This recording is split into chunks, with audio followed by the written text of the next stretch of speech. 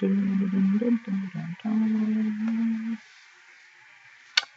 evening, and welcome back, poetry lovers. This is ZM Wise. Tonight I'm going to be doing a very special book review for A Corner of a Foreign Field, the illustrated poetry of the First World War. Now, unlike a lot of the other books that I'm doing reviews on, this is an anthology compiled by several different poets. And you can see some images in the back here from the First World War.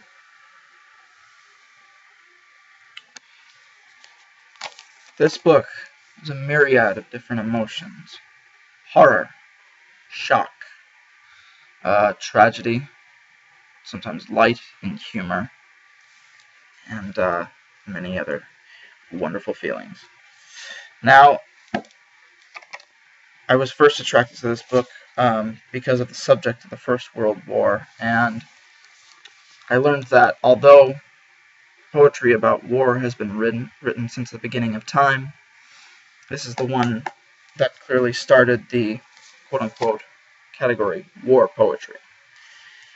Some well-known people include Wilfred Owen and Siegfried Sassoon, and those two poets especially, that were involved in the war. Unfortunately, Wilfred Owen, who is probably the most well-known, was killed in action. Now,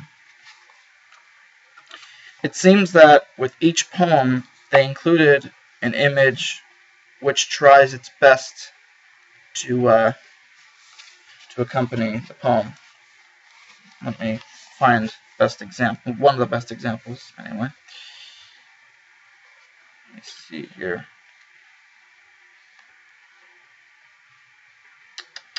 The mother.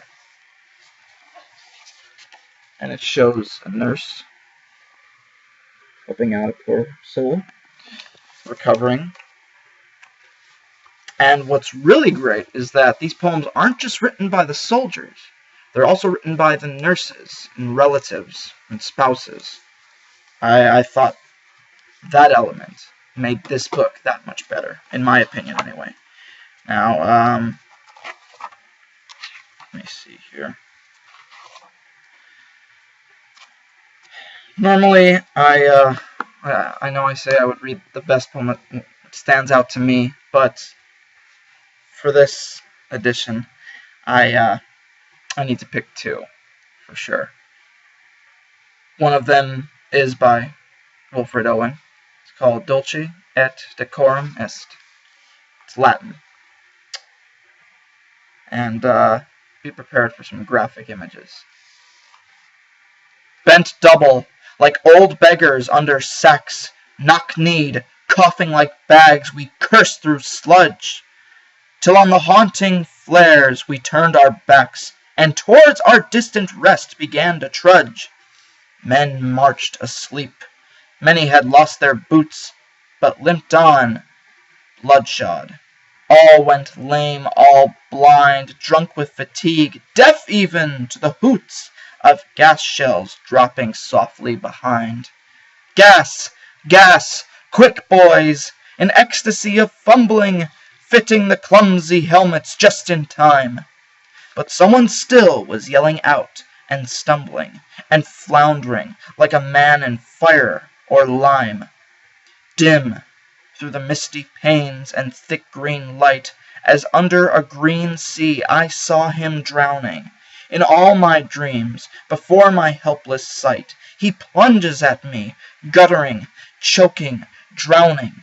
If in some smothering dreams you too could pace behind the wagon that we flung him in, and watch the white eyes writhing in his face, his hanging face, like a devil sick of sin, if you could hear, at every jolt, the blood come gargling from the froth-corrupted lungs, obscene as cancer, bitter as the cud of bile, incurable sores on innocent tongues, my friend, you would not tell with such high zest to children ardent for some desperate glory the old lie, dulce et decorum est pro patria mori. Whew, Goodness gracious, great balls of fire, that was quite intense for me. Now, let me see here. I wanted to read a poem written by one of the women.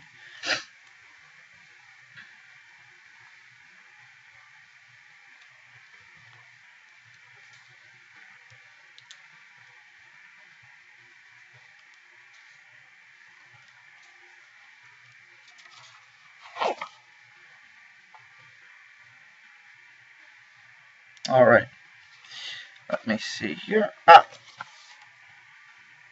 The Falling Leaves by Margaret Postgate Cole, November 1915. 100 years ago. Wow.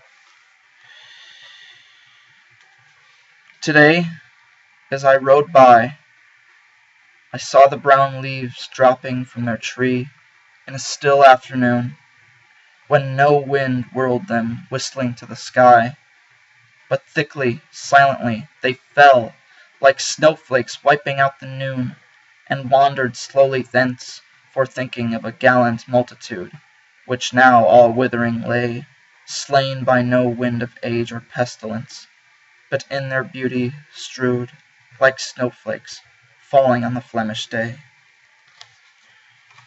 So, this book is quite intense, such as this. This really stood out to me. These are soldiers coming up from the trench to attack. And all wars have been traumatic in some way. World War II, the Vietnam War,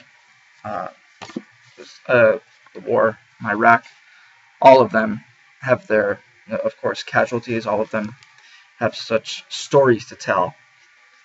A lot of them traumatic and horrific in nature, but this book, The Corner of a Foreign Field, although it explains in great detail some of the war, doesn't even encompass what happened during those years.